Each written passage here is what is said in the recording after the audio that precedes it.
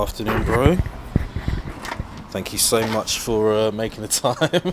I don't know. Do I look at you or because I'm quite conscious? I guess I've got to look at you. Right? We look to the sky. Okay, yeah. I like to. It's me. I look everywhere. I don't. Good stuff. Well, thank you for welcoming me to your home in Plaistow. Thank you. We've known each other 99% of our lives. Pretty much. 6 years now. 36 years. 36 good long years. We used to live around the corner from each other in West Ham, Stratford. Yep. We now live around the corner from each other. I'm still in West Ham. You're in Plaistow. Correct.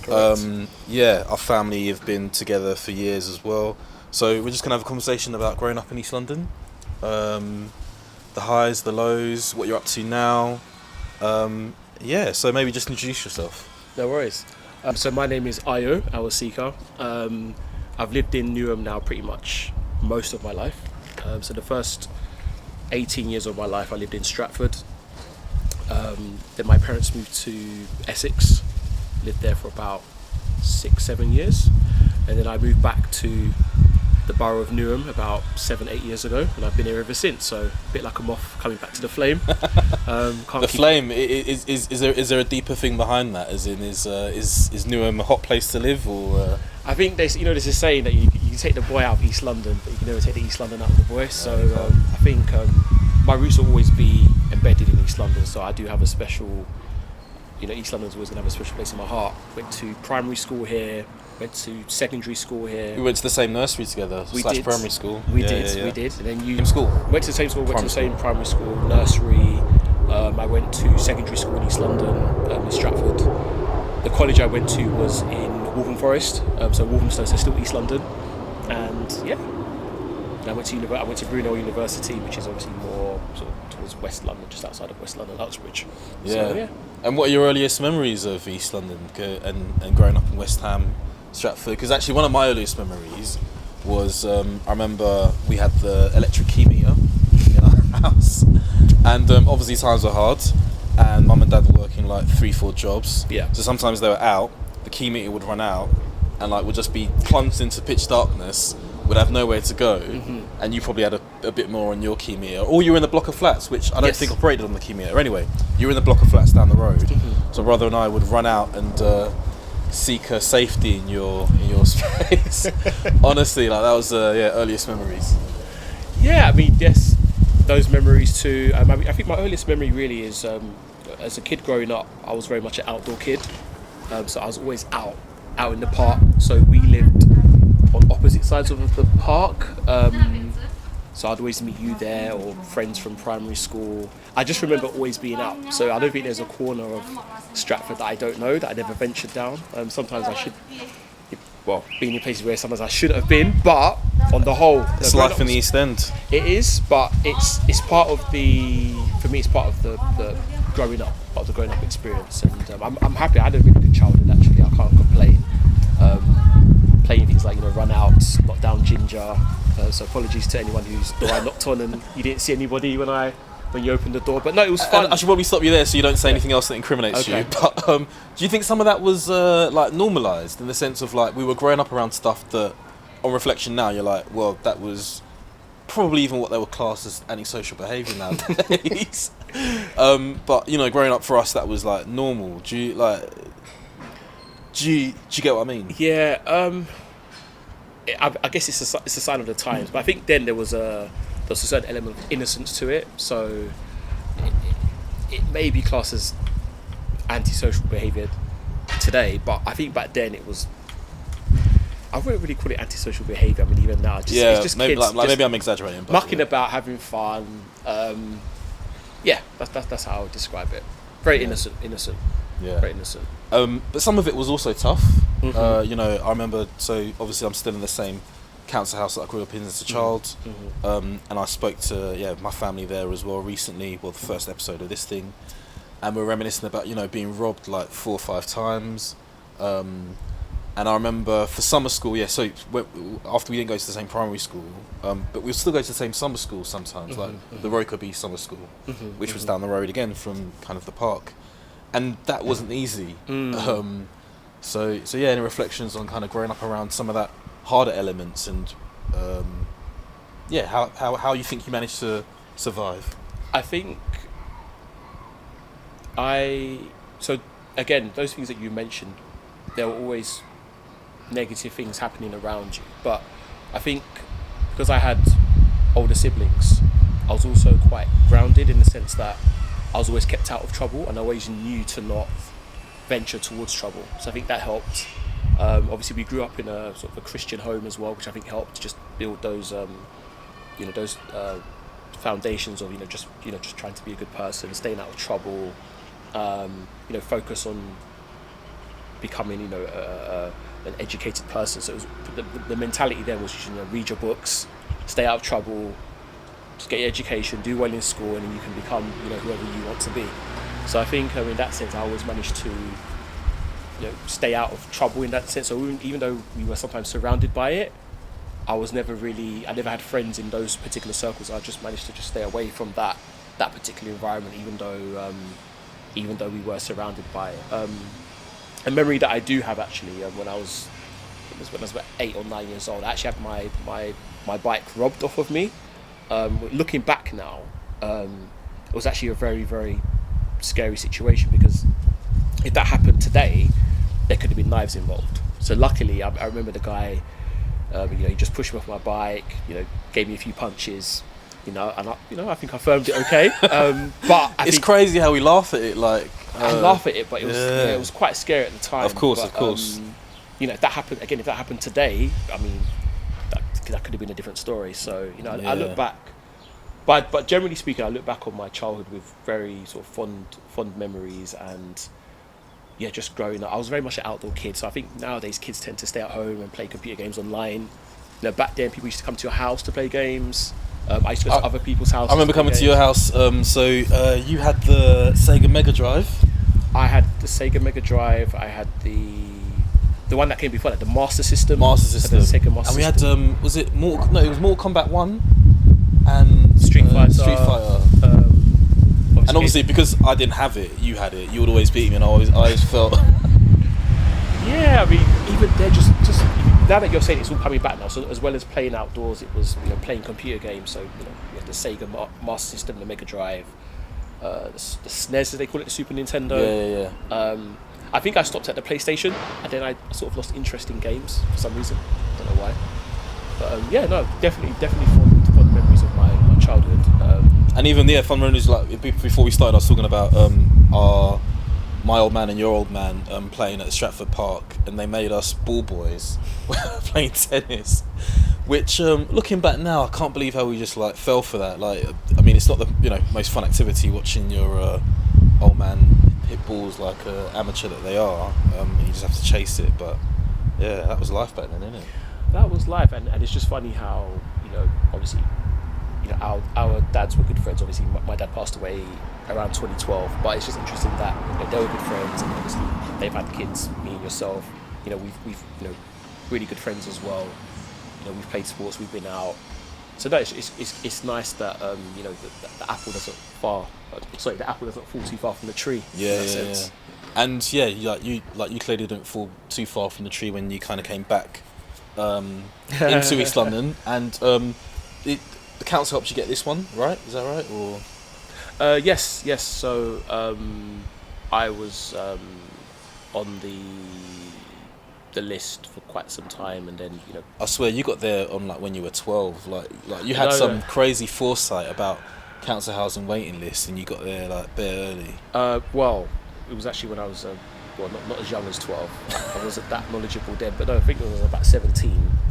And I luckily I got a place 10 years later, and yeah.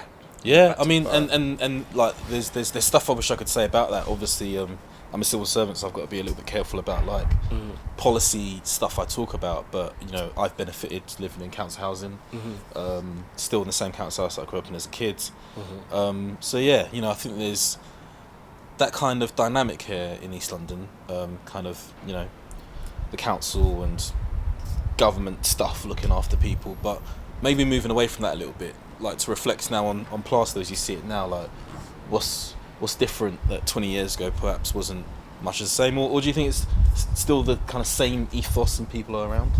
Okay, so I'd say, I would include Stratford Plaistow since they're sort of neighbours. So Stratford, if you go back to Stratford has changed a lot. And it's changing. And it's continuing to change over the last 20 years. Obviously, we had the Olympics in 2012. With that was a promise of regeneration, jobs for local people. I think to a certain extent that has been achieved. So we've had Westfield built. I wish Westfield was around in my time, because I probably would have got a job a lot quicker when I was 16. So that's provided a lot of jobs to not just the local community, but to, I guess, to anybody living within the sort of East London or London area as a whole. Obviously, when they did the Olympics, they built the athletes' villages, which they've now converted into apartments. I think some of them were made available for social housing. A lot of them, not as many as you probably could have had, but that's another conversation. That is another conversation for another day. But a lot of them obviously on the private sector. But that has transformed that part of Stratford. So Stratford is actually split into two territories. So you've got Stratford, E15, and you've now got Stratford City, E20, which is E20. So slight differentiation. Obviously, I'm in the E15 bit, and I'll wear that with pride a little bit. And I'm thinking about the change in other parts of East London, so like Custom House, Beckton. Do you see a bit of change there? Or? There's definitely been a change. So I think it started with Stratford. If you go down Stratford High Street now, that whole street is just completely transformed. Mainly, it's mainly new builds, luxury type apartments, just literally littering the whole entire Stratford High Street. They've moved into parts of West Ham. I've seen a bit of regeneration in the Canning Town area. Beckton has got I think they call it the Beckton Alps, so they've started to do that area as well. They've just moved into. Did you ever ski on the actual Alps when it was there? Like, did I? Ever do that ski? No. I didn't even know it existed. So, mate, I always saw that going down to the Saver Centre, as it was back then. And I saw it there. Oh yeah, I do remember. Yes, just felt out of I reach, totally forgot about Saver Centre. Yeah. Yeah. That is a throwback. Saver Centre. Yeah, that is. Yeah, I do remember that now. Yeah. Obviously, they've just started Plaistow in the last 2 years, so that whole area around Plaistow Station, that high street, that's going to be transformed. I think they're building new schools. There'll be an open park. There'll be a few cafes. I think when you start seeing cafes in the city areas, there's a lot of gentrification, as they call it, happening. Particularly as we didn't have cafes back in the day. We didn't have cafes. Nothing like that. I think when you see a Costa or a what's the other one? We ain't. Well, no, we've got Costas and Starbucks in Canning Town, but I don't think we've got it in Plaistow yet. We probably. I mean, someone's they probably will. They will. Yeah, I've seen. But I mean, we've got like bougie type independent cafes now, which is good. It serves a demographic. So yeah. But I think with that, there's pros and cons of what we call, gentrification. On one hand, it makes the area look nicer, brings in a lot of, I guess, different types of people into the borough, which is fine. But the only downside to that is people who grow up in the area may not necessarily be able to afford to live in the area now, because obviously gentrification, whilst it makes things nicer, it also brings up the value of houses or property in and around the surrounding area, which is good if you're a homeowner, and it's good if maybe you've got parents who have, who own property in the area. But what if you don't have that? Not everybody has the luxury of having an inheritance of some sort. And those type of people often have their whole family network in East London still. So if they're priced out, it's not as easy as kind of moving away, because all they know and their family's still here. Exactly. So that brings another type of problem where you can't afford to live in the area that you've grown up in, so you now end up moving somewhere completely out of the borough, one of the counties. So I guess that's one of the sort of downsides of it. Upsides?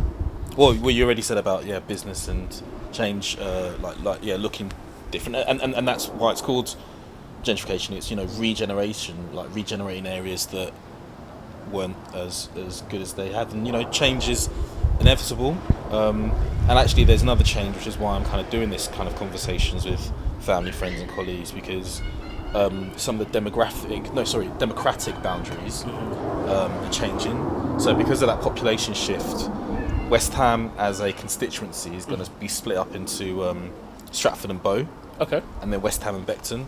So that's going to be interesting, and yeah, I'm really interested to kind of see how people feel about that change, regeneration, etc. When you say Stratford Bow, isn't Bow more Tower Hamlets? Yeah. So the Electoral Commissioning Board, an independent part of like Parliament and government, were like tasked with looking at all constituencies across the country. Yeah. Right.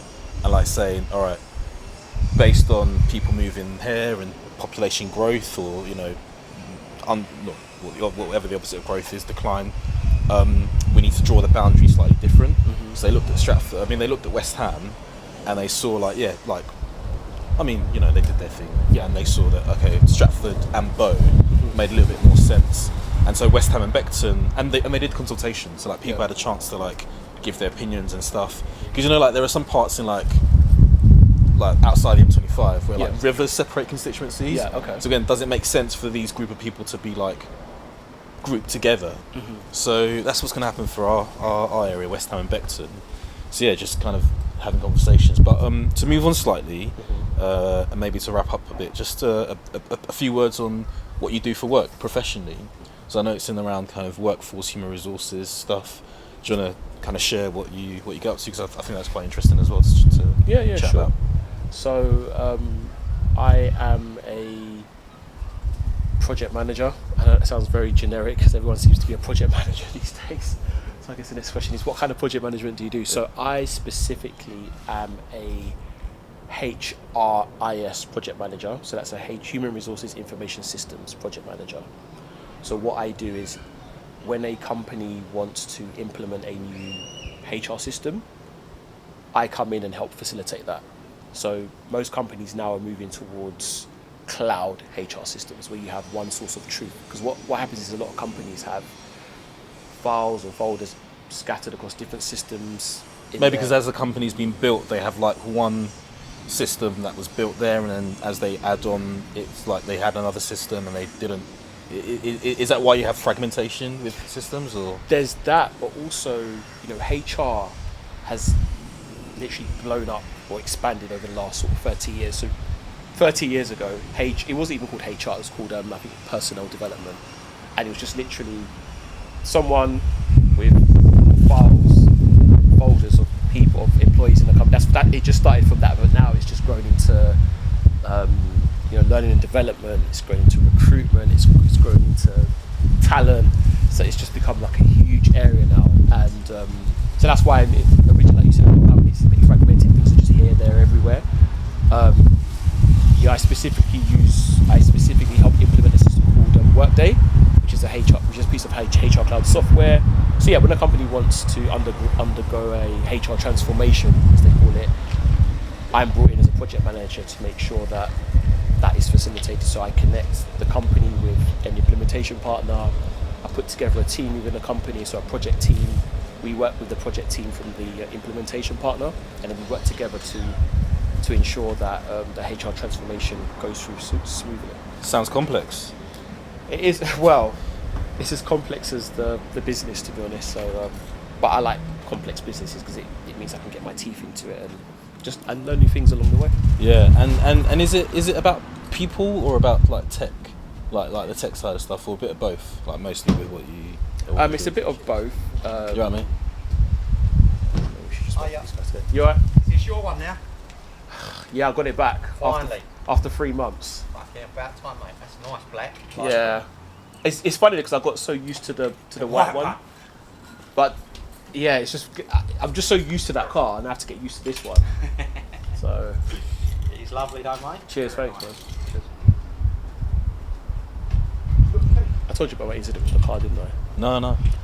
So I got this car like literally just before my birthday, 2 weeks before my birthday, and then 2 weeks after that, the car was parked somewhere, and some silly lady just crashed into my car and another person's car. No one was in it though, and it was with the repair people for 3 months, and he just got it back literally 2 days ago. Wow. Yeah. Anyway, we were talking about Workday implementation, and yeah, like what are the challenges? Is it people or the actual technology? Like, working well. the biggest challenge when doing a HR transformation is the data. Is the data you can get from so many different sources. So it's a case of just identifying those sources of information and piecing it together so that it can just go into one system, which should be the source of truth. So that's where it can be very difficult. And then obviously it's a case of making sure you've got the right skilled people on the project as well. So just the right skill set on the project, because if you don't have the right skill set on the project can get delayed. Yeah. Interesting. Well, I imagine there's going to be no shortage of work in that space, because the amount of companies growing, merging, shrinking, or changing, having to adapt to the future.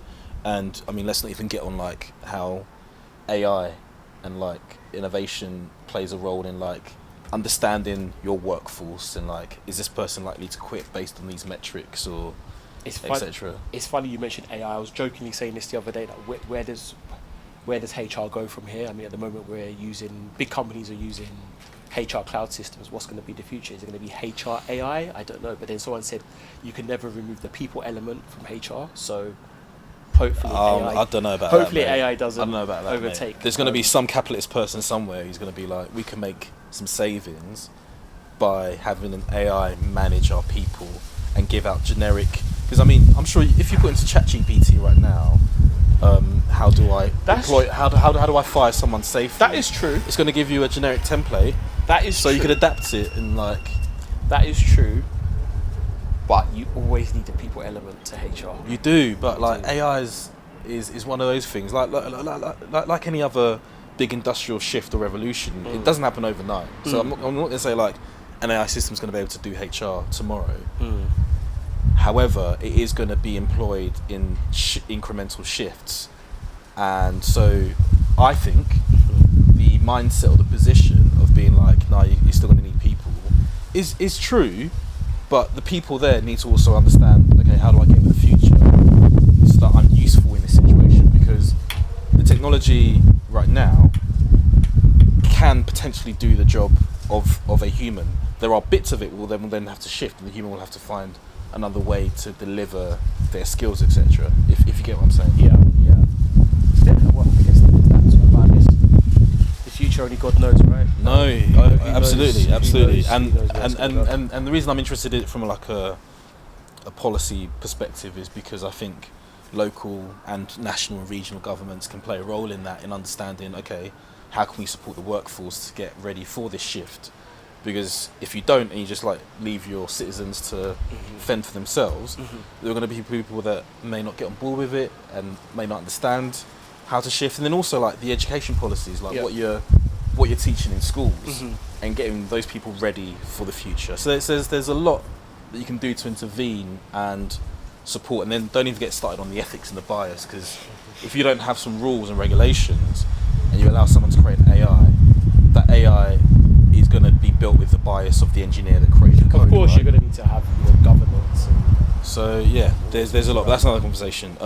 But anyway, look, really good reminiscing and catching up. Thank you. It's really good to look back, and you made me think about my childhood again, and just growing up in Newham, East London. Yeah.